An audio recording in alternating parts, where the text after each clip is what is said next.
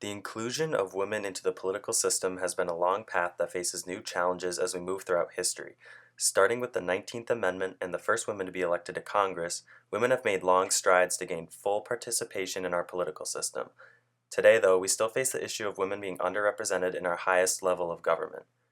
For this video, I want to look at some of the ideas behind why women are underrepresented in Congress as a comparison to the percentage of our country that is female. I also will examine what is being done to encourage women to run for Congress so that the percentage of women in Congress is more representative of our nation's population. Before we start, I just want to define some terms that may be useful while watching this video.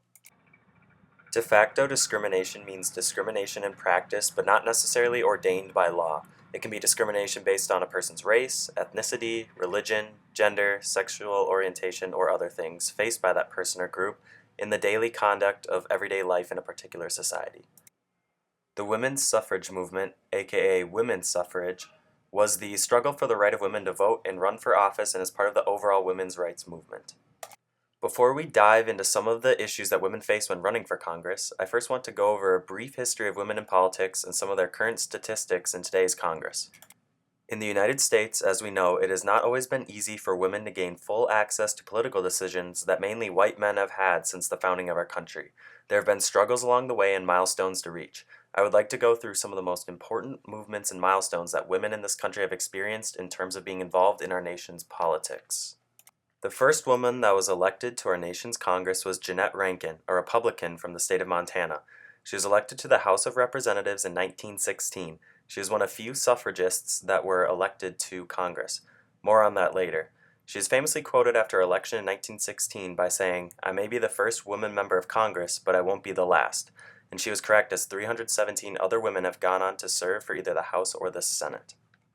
Her election in 1916 was a huge milestone, but there was still a major problem during this time period. This was that women did not yet have the right to vote. Yes, a woman could serve in the top legislative branch in our nation, but could not yet vote. This changed on August 18, 1920, when the 19th Amendment was ratified, largely thanks to the brave women of the suffragist movement who had since 1848 in Seneca Falls been fighting for women's rights. In 1922, Rebecca Latimer Felton from Georgia became the first woman appointed to the Senate, but only served one day since she was only meant to fill a space left behind by the death of a previous senator. A special election later elected a senator that would serve a full term. In 1964, Patsy Takemoto Mink became the first woman of color elected to the House. This was during an era of tension in the United States as the civil rights movement was in full swing. The first woman to be elected and serve a full term in Senate was Nancy Landon Kassebaum, who was elected in 1978 to represent Kansas. In 1998, Tammy Baldwin from Wisconsin became the first openly gay or lesbian person elected to Congress. She is now the first openly gay member of the Senate. So now we get to today, with the current 115th session of Congress having started this year. We have come a long way since 1916 when Jeannette Rankin was elected. Currently, there are 104 women serving in Congress. This is about 19.4% of the 535 members that are currently serving. I'd like to break down the 104 women currently in Congress into different categories to get a better picture of the demographics of the women that are currently serving. Currently, there are 21 women in the Senate and 83 women in the House of Representatives. Of these, 78 are Democrats and 26 are Republicans.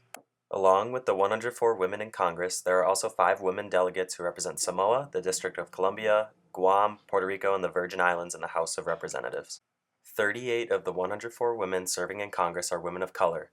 There are 18 African Americans, 10 Latinas, 9 Asian American/Pacific Islanders, and 1 multiracial member of Congress. One member of Congress, Nancy Pelosi, is currently the minority leader for the Democratic Party in the House of Representatives. I want to return briefly to the statistic that I mentioned earlier, that women make up 19.4% of our Congress. Our nation as of 2015 was 50.4% female according to worldbank.org, so we clearly have room to improve in terms of women's representation in Congress. Just to compare to some other major nations, Sweden has a 43.6% in women's representation in their house, Spain has 39.1% in their lower house, and 38.0% in their upper house. New Zealand has 34.2%, and Israel has 27.5%. The current leader in percentage of women in a nation's top legislative branch is Rwanda, which has a 61.3% representation of women in their lower house. I would like to move on to the main focus of the video, which is to look at some of the hardships that women face when running for office. Considering that the amount of women in Congress is not an accurate reflection of the total population of women in the United States, it is worth looking into whether or not there is a significant disadvantage that makes it harder for women to gain a majority of the vote in their respective districts. Much of what I found online through my own research is that women face a significant disadvantage due to a long-held belief that women don't make good politicians. There is also a consensus that many men aren't voting for women due to just plain sexism. I went on to find something more substantial to prove or disprove these claims. In a scholarly piece published to the Political Research Quarterly titled The Electoral Fortunes of Women Candidates for Congress, researchers Eric Smith and Richard Fox decided to test some hypotheses regarding why women are underrepresented. The first hypothesis they examined was that voters may have negative opinions of female politicians. Another is that there are certain stereotypes of male and female politicians that overall end in the favor of men. Finally, they look at the claim that states that females hold an advantage when it comes to getting elected because voters would prefer a female over a male. To test these hypotheses, they collected data between the years of 1988 and 1992 for national and Senate elections. They then took their findings and compared the results to their hypotheses.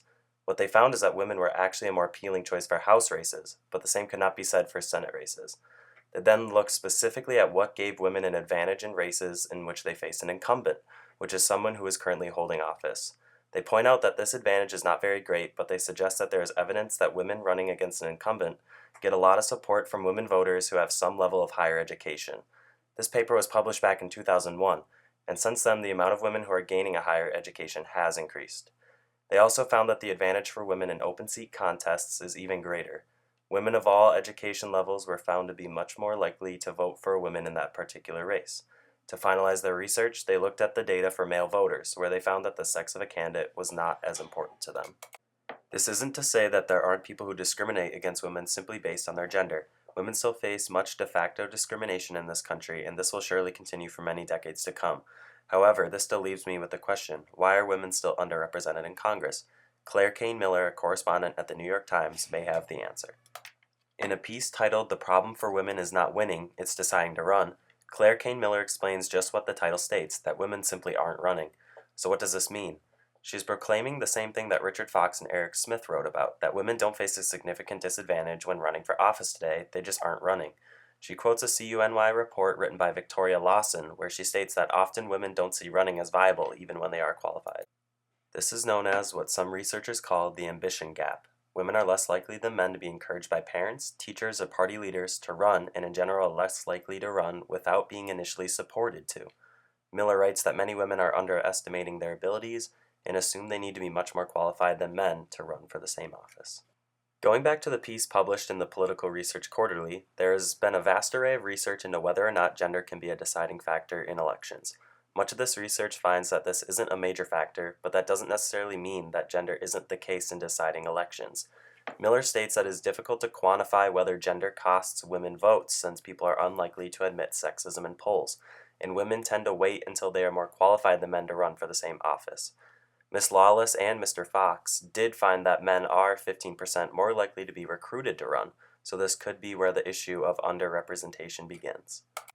So if the issue is that women are just choosing not to run for office, or they aren't getting the proper resources or support to run, what is being done to solve the problem?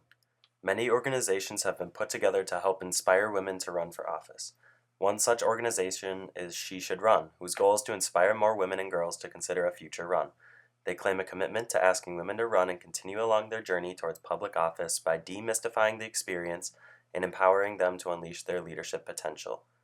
The project started in 2008 and has inspired over 100,000 women to consider public office through their Ask a Woman to Run program. Another organization called Emily's List has also had significant popularity over the past 6 months.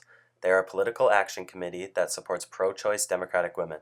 They reported that since Donald Trump's election on November 8th, more than 4,000 women have reached out to the organization to say they are interested in running for elected office. That was just in February of this year.